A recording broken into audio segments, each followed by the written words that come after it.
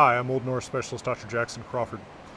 In today's video, what I want to do is a little bit of a thought experiment reviewing the Vinland Sagas, the Saga of the Greenlanders and the Saga of Eirik the Red, written in Iceland in the 1200s, as evidence for the Norse presence in North America.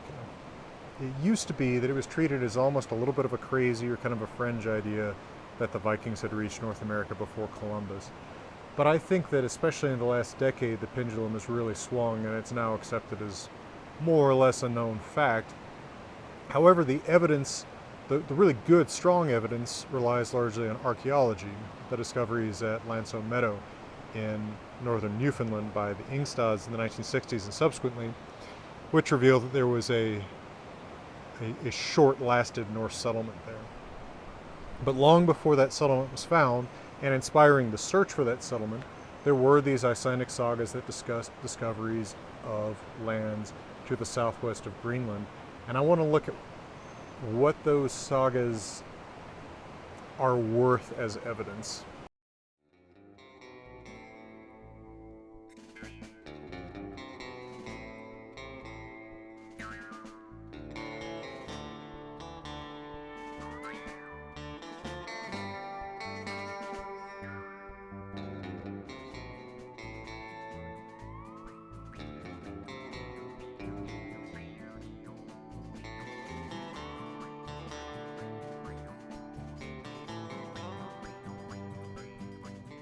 Now, the reason that I'm framing it this way is that I'm not an archaeologist.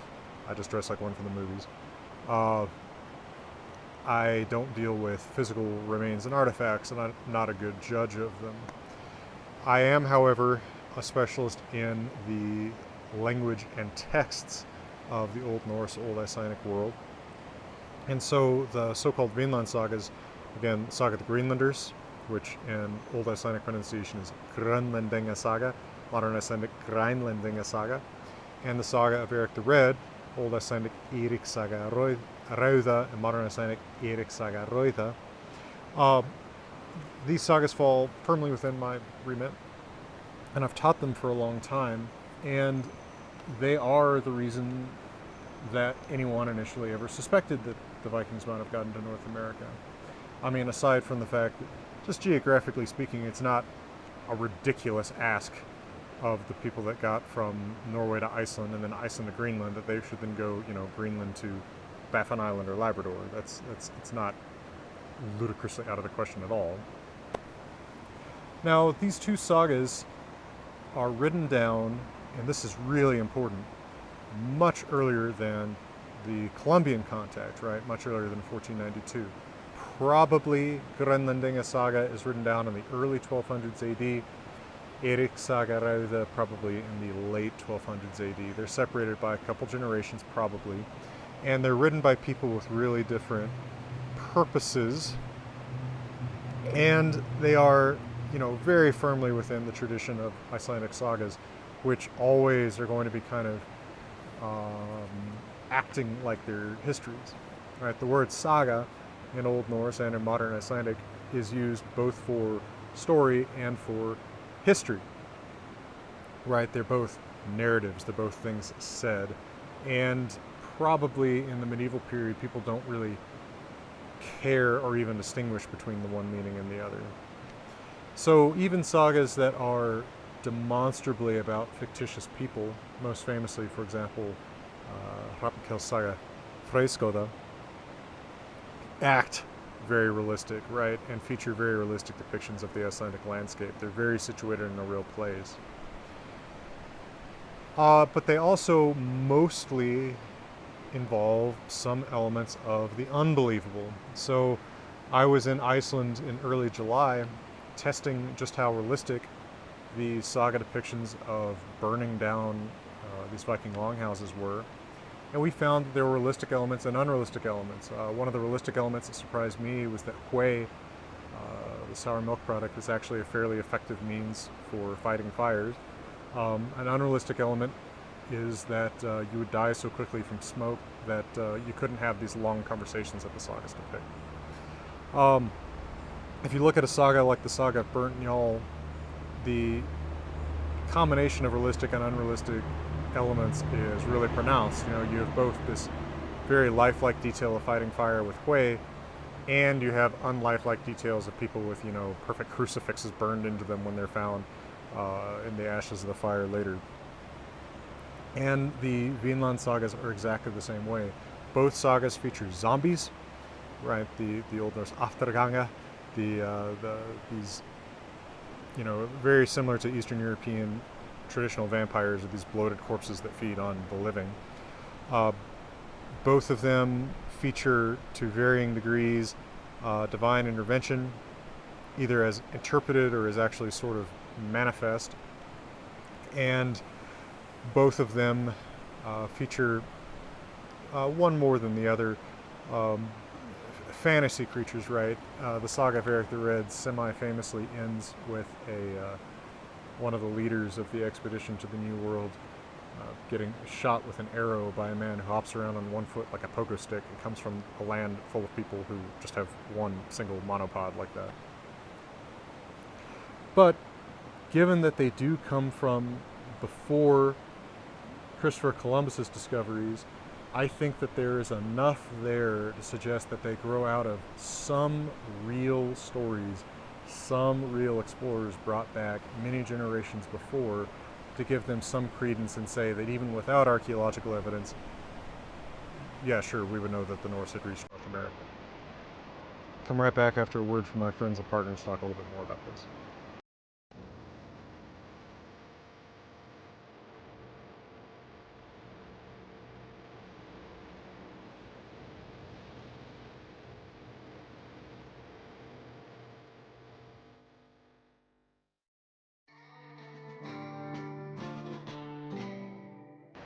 Now, I have done another video called The Norse Discover Canada, where I talk a little bit more about the narrative of these sagas. Again, here I really want to kind of focus on what I think of them as evidence. Both sagas are really not neutral. They're partial sources. So Eirik Saga is probably written by somebody related to the family of Eirik the Red, because it portrays his family pretty positively. The Saga of the Greenlanders seems to be written by someone who's got a much more negative view of that family. It's noticeable that in the Saga of the Greenlanders, the initial citer of the New World is Bjarni Herjolfsson, whereas in the Saga of Eirik the Red, it's Leifur Eiríksson, semi-arguably, but he's the one who gets credit for it. The Saga of the Greenlanders, however, is not without its agenda, because it's very, very interested in sort of giving you a sense of divine intervention in the discovery of Greenland and in the conversion of Greenland to Christianity. It really plays up a Christian versus pre-Christian angle there. There's also, like I said, the fantasy creatures that's more pronounced in the Saga of Eirik the Red with the monopod.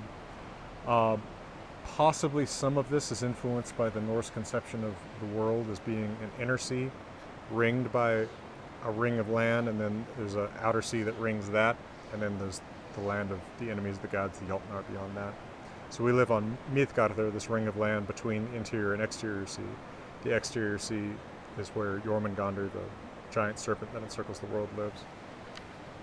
And so they believe that if they keep sailing west, they're going to find land, but also they believe that land is connected to Africa. And so, since Africa, especially beyond just the very Mediterranean shore, is more or less an unknown land to them, they have all kinds of weird stories about what you can find there and in other unknown parts of the world. And I think part of what's happening with the monopods in the Saga of Eirik the Red is somebody's like, oh, I heard about these weird creatures that live in some faraway place, whether they think of that as Africa or India or whatever, and just sort of throwing that in a narrative that otherwise is based on something more real from a real place, North America. I think that the thing that really clinches the argument that they truly reached the New World just from saga evidence is the Skrælingjar, the modern Icelandic pronunciation Skrælingjar, the the native people that they encounter there. The description of them in the Saga of Eirik the Red as smoir, small, mjok øygðir, so very eyed, meaning they have large eyes, og breiðir í kinnunum, broad in the cheeks, is very suggestive of other early European contact with American Indians. And remember, this is before Columbus, so they're not basing this on some Spanish or English account. The way that the American Indians are depicted as interacting with the Norse is, there's a neutral tone to it, right? Initially, they want to trade, they want to swap pelts for red cloth and weapons, although Thorfinn Karlsefni, one of the Norse leaders, denies them weapons in trade. And then there's a misunderstanding between them. It's related that the two groups can't understand each other's languages, and so they have an armed conflict in which the details really differ between the sagas, but the Skrællingar drive the Norse out, convince them that they could never live here in peace. There's something so neutral about this, that the Skrællingar don't have magical powers. There's no effort to associate them with, Christian demons or angels. Remember, the sagas are very much the work of Christian writers.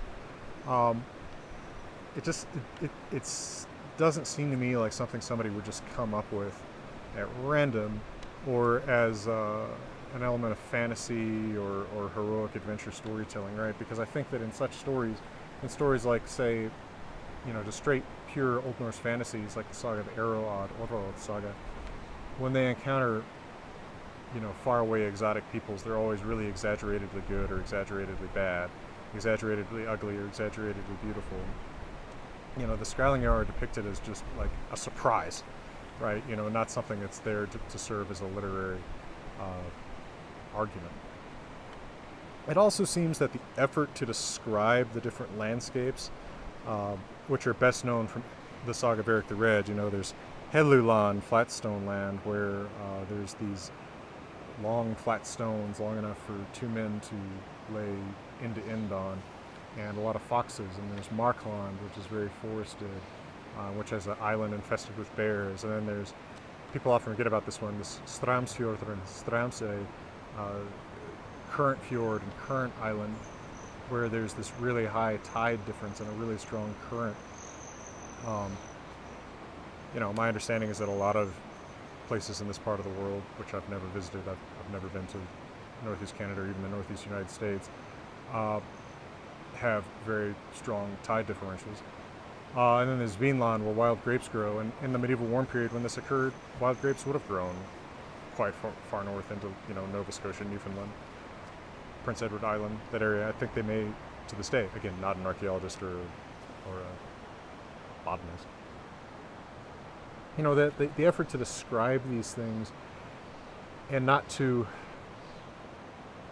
again, make them fantastically good or fantastically bad strikes me as, again, this is relating someone's real surprise at finding places like this, and not at some literary author's attempt to depict a place of, some paradise far away that's been lost, or some hellish place that's on the horizon where you might be drawn to if your ship gets waylaid.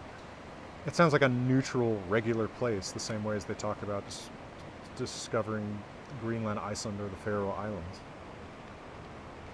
So I think just that sheer neutrality of tone regarding these lands and their inhabitants suggests that these go back to stories related, again, by explorers who had come back around the year 1000, related their discoveries in the New World to people in Iceland, and then these get written about 200 years later, possibly when people are still going to these places, because there was some tradition of the Greenlanders going to Markland.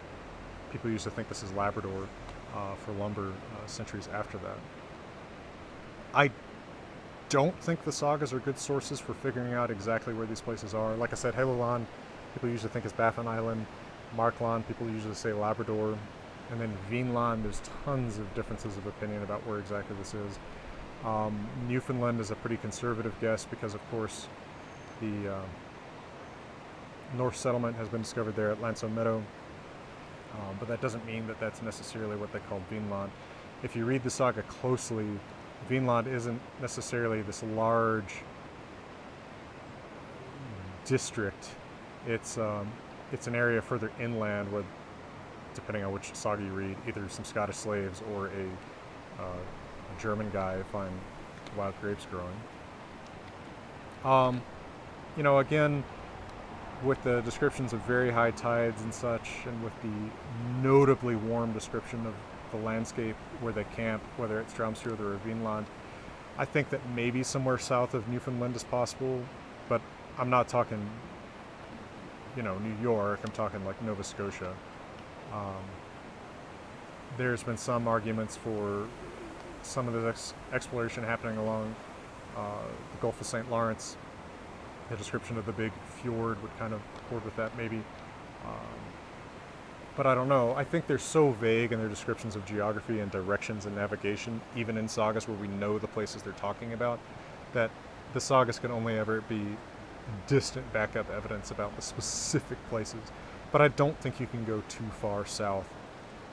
There is a record in the Saga of Eirik the Red about where the sun rises and sets. I think it's on the shortest day of the year. It might be on the longest day of the year. And it can give you kind of a sense of where this might be, but then their descriptions of what times of day are so vague that it can't give you a spot. It can only give you a range, and the range is about the range you'd expect. It goes from somewhere in Newfoundland to somewhere in New York, which is probably at neither extreme. Again, I think maybe they got as far as, Nova Scotia, Prince Edward Island, somewhere in Quebec.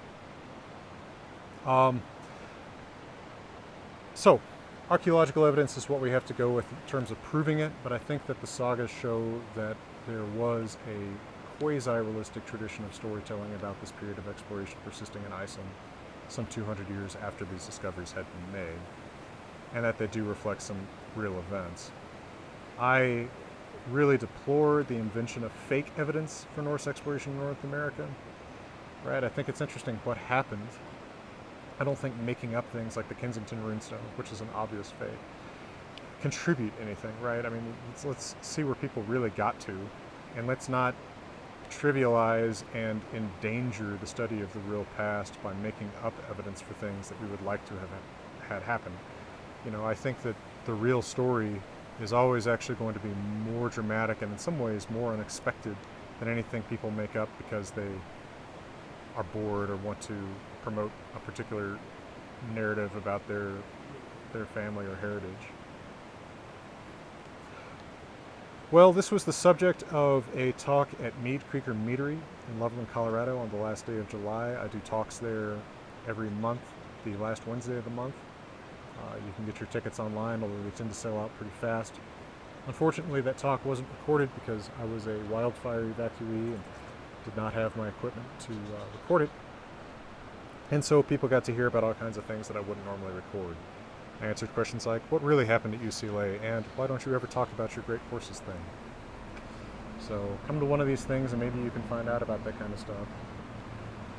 Well, thank you for those who come to that kind of talk. Thank you to my Patreon supporters and Ko-Fi supporters. Thank you to those taking my Old Norse classes online, another semester starting in October. And thank you to those of you out there buying my books. If you'd like to read the Vinland Sagas, I have not translated them, but there is a translation in that well-publicized Sagas of Icelanders volume by Penguin. It's not exactly my style, but you can definitely get the bones of the story there. All right. Well, from beautiful Colorado, please know that I'm wishing you all the best.